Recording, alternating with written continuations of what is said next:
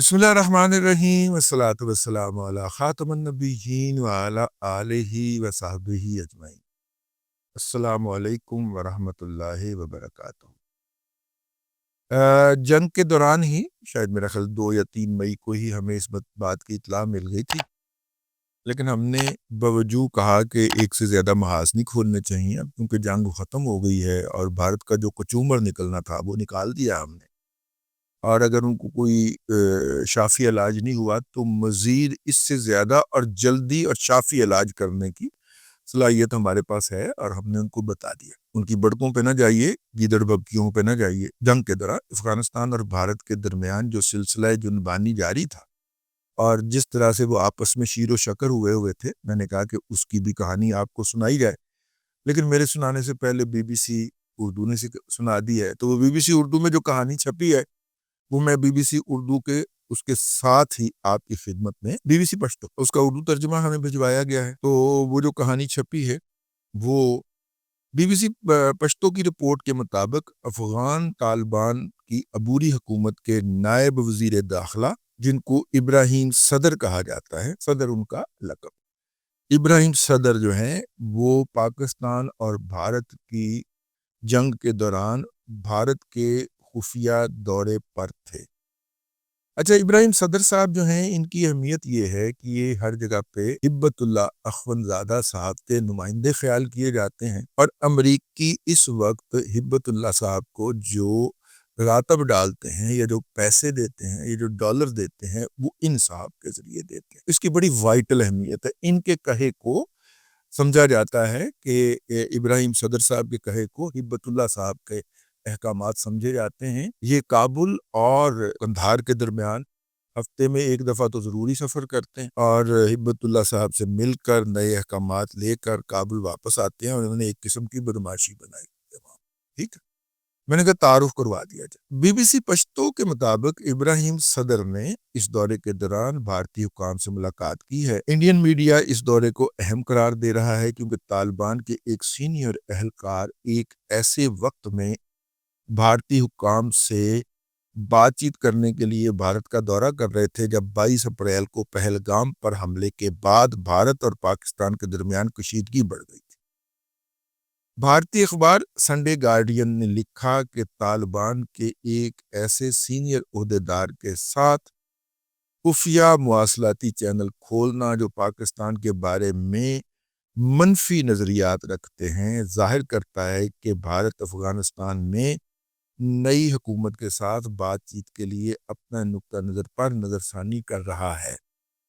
ایک حالیہ پیش رفت میں بھارتی وزیر داخلہ ایس جے شنکر نے گزشتہ روز یعنی کہ جمعرات 15 مئی کو طالبان کی حکومت کے وزیر خارجہ ملا امیر خان متقی سے ٹیلی فون پر بات چیت کی۔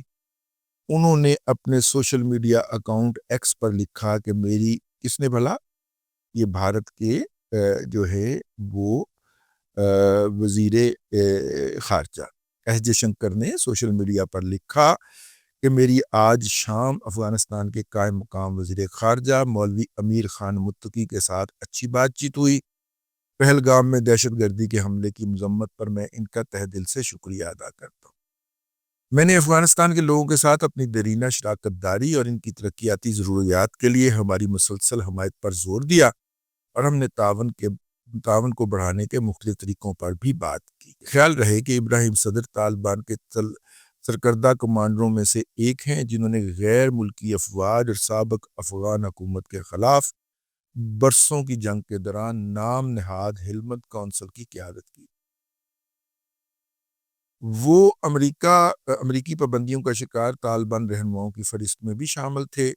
2021 میں جب طالبان دوبارہ اقتدار میں آئے تو افغانستان میں بھارتی سفارت خانے اور قونصل خانے کے سفارتکار عملہ اجلت میں افغانستان سے نکل گیا تھا۔ بھارت خطے کے دیگر ممالک کے مقابلے میں طالبان حکومت کے ساتھ تعلقات کو معمول بنانے میں بہت سست رہا ہے، یہ بی بی سی لکھ رہا ہے۔ پہلگام کے واقعے کے بعد اس وقت کے بھارتی خارجہ سیکرٹری برائے افغانستان، پاکستان اور ایران نے 27 اپریل کو کابل کا دورہ کیا۔ اس سفر کے دوران بھارتی حکام بھی بحران پر طالبان حکومت کے موقف کو سمجھنے کی کوشش کر رہے تھے، تاہم یہ مسئلہ سرکاری خبرناموں میں اتنا واضح نہیں تھا۔ طالبان نے ابتدائی طور پر پہلگام حملے کی مذمت کرتے ہوئے ایک اور بیان میں بھی انتہائی محتاط زبان میں کہا تھا کہ یہ بحران خطے کے مفاد میں نہیں۔ 4 ماہ قبل جنوری 2025 میں طالبان حکومت کے قائم مقام وزیر خارجہ امیر خان متقی نے متحدہ عرب امارات کے شہر دبئی میں بھارتی نائب وزیر خارجہ وکرم مسری سے ملاقات کی تھی۔ یہ 2021 کے بعد طالبان حکومت اور بھارتی حکام کے درمیان اعلیٰ ترین سطح کی پہلی ملاقات تصور کی جا رہی ہے۔ بھارت نے کابل میں اپنے مشن کے متعدد اہلکاروں کو واپس بھیج دیا، لیکن کابل میں ملک کا سفارت خانہ اور کچھ دوسرے شہروں میں اس کے سفارتی مشن ابھی تک کام کر رہے ہیں۔ دونوں ممالک کے درمیان کشیدگی کے باعث پاکستان اور انڈیا کے درمیان واگا کراسنگ بھی بند کر دیا گیا ہے۔ افغانستان کا 80% سامان اسی راستے سے بھارت کو سمگل کیا جاتا ہے یا برآمد کیا جاتا ہے، بھیجا جاتا ہے۔ انڈیا نے اپنے روایتی مالی سال کے بجٹ میں افغانستان کے لیے امداد بڑھا کر 100 کروڑ روپے کر دی ہے۔ شعبہ مطالعہ اور خارجہ پالیسی آبزرور ریسرچ فاؤنڈیشن نئی دلی کے نائب صدر پروفیسر ہرش وی پنت نے بی بی سی ہندی کو بتایا کہ افغانستان میں طالبان کی حکومت کو معاشی بحران کا سامنا ہے اور تمام تعطل کے باوجود بھارت افغانستان کو انسانی امداد کی فراہمی جاری رکھے ہوئے ہے۔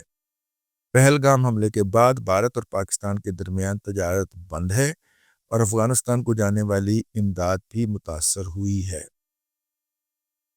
وہ کہتے ہیں کہ پاکستان اس وقت افغانستان کے لیے انڈیا کے ساتھ تجارتی تعلقات برقرار رکھنے کا واحد راستہ ہے۔ یار ویسے آپ چول کیوں مار رہے ہو؟ مطلب تعارف تو آپ کا بڑا کوئی شعبہ مطالعہ اور خارجہ پالیسی تے ماما چاہ بہار تو لے جاؤ جڑا ماں دا بنایا سا جی اتوں، میرا مطلب ہے ادھروں لے جاؤ، وہاں پہ تو تم نے موٹر وے بھی بنائی ہوئی ہے۔ میرا مطلب ہے کہ اگر پاکستان نہیں لے جانے دے رہا تو ایران تو آپ کا ہمسایہ ہے نا، ایران تو آپ کا دوست ہے نا، وہاں پہ آپ نے چاہ بہار بندرگاہ بنائی ہے، موٹر وے بنائی ہے، ٹرین کا ٹریک بچھا رہے ہو تو اس راستے سے لے جاؤ۔ آگے آ گیا جس کا ذکر، اس بندرگاہ کے ذریعے افغانستان پاکستان کا واحد راستہ اختیار کیے بغیر انڈیا اور باقی دنیا کے ساتھ تجارتی تعلقات قائم کر سکتا ہے۔ کر لے۔ بقول ان کے ایسا نہیں ہے کہ طالبان اور بھارت کے تعلقات دوبارہ اقتدار میں آنے کے بعد مکمل طور پر منقطع ہو گئے تھے، بلکہ بیک چینلز کے ذریعے بات چیت چل رہی تھی۔ تعلقات میں بہتری دونوں ممالک کی ضرورت ہے اور تعلقات میں گرم جوشی اس بات کا مظہر ہے۔ گزشتہ کچھ عرصہ سے پاکستان اور افغانستان کے درمیان باہمی تعلقات تناؤ کا شکار رہے ہیں اور اس کشیدگی میں اضافہ طالبان کی سن 2021 میں اقتدار سنبھالنے کے بعد ہوا ہے۔ جب افغانستان میں اشرف غنی کی حکومت ختم ہوئی اور امریکی افواج کے انخلاء کے نتیجے میں افغان طالبان اقتدار پر قابض ہوئے تو پاکستان میں بیشتر سفارتی اور عسکری امور کے ماہرین کی رائے تھی کہ اس بڑی تبدیلی کے نتیجے میں پاکستان کے خطے میں گرفت مضبوط ہو جائے گی، لیکن پچھلے 4 سالوں میں چیزیں بڑی تیزی سے بدلی ہیں۔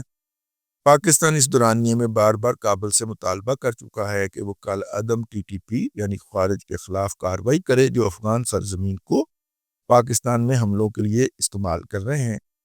طالبان حکومت ان الزامات کی تردید کرتی رہی ہے۔ پاکستان کی توقعات کے برعکس کابل میں طالبان کی حکومت آنے کے بعد پاکستان میں عسکریت پسندوں کے حملوں میں اضافہ ہوا ہے۔ Pakistan centre for conflict and security کے مطابق 2024 میں نومبر کے مہینے میں سب سے زیادہ حملے ہوئے جس میں 240 افراد شہید ہوئے، جن میں 70 سیکیورٹی اہلکار بھی شامل ہیں۔ پاکستان کی جانب سے ملک سے مرحلہ وار افغان باشندوں کی بے دخلی کا عمل بھی شروع کیا گیا ہے اور یہ دونوں ممالک میں تناؤ کی وجہ ہے۔ طالبان حکام کا کہنا ہے کہ آنے والے مہینوں میں تقریباً 20 لاکھ افراد پڑوسی ملک پاکستان سے بھی نکالا جانا ہے۔ ایران کا کوئی ذکر نہیں جس نے 11 لاکھ بھی نکال دیے اور مزید وہ اتنے ہی نکالنا چاہ رہے ہیں۔ ٹھیک ہے، طالبان حکام کا کہنا ہے کہ اچھا جی UNHCR کے مطابق تقریباً 35 لاکھ افغان شہری پاکستان میں موجود ہیں، ان میں سے 7 لاکھ لوگ بھی شامل ہیں جو 2021 میں طالبان کے اقتدار میں آنے کے بعد پاکستان ہجرت کر گئے تھے۔ یہ ہے جی صورتحال۔ پاکستان کے اندر بہت سارے ایسے حرام خور ہیں جن کو کہیں سے بھی حرام مل جائے تو وہ کھانے کے لیے دوڑ پڑتے ہیں ہلکے کتوں کی طرح۔ تو ایسے کے پی کے اندر بھی موجود ہیں اور بلوچستان میں بھی موجود ہیں۔ ان حرام خوروں نے اچھی بھلی پاکستانی شہریت ہونے کے باوجود خود کو افغان شو کر کے مختلف جگہوں کے اوپر رجسٹر کروا لیا ہوا تھا، جس میں UNHCR بھی شامل۔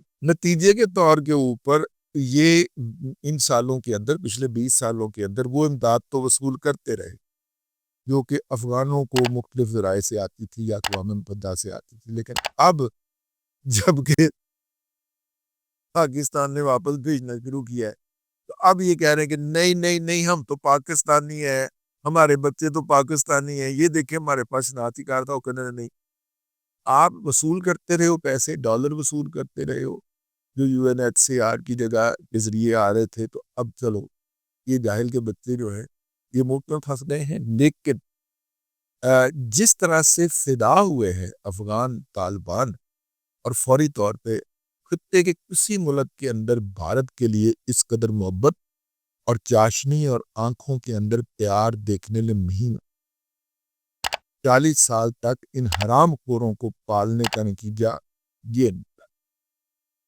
ٹھیک ہے، بہرحال اب تک کے لیے اتنا ہی۔ اگلے ولاگ کے اندر آپ کی خدمت میں پھر حاضری ہوگی۔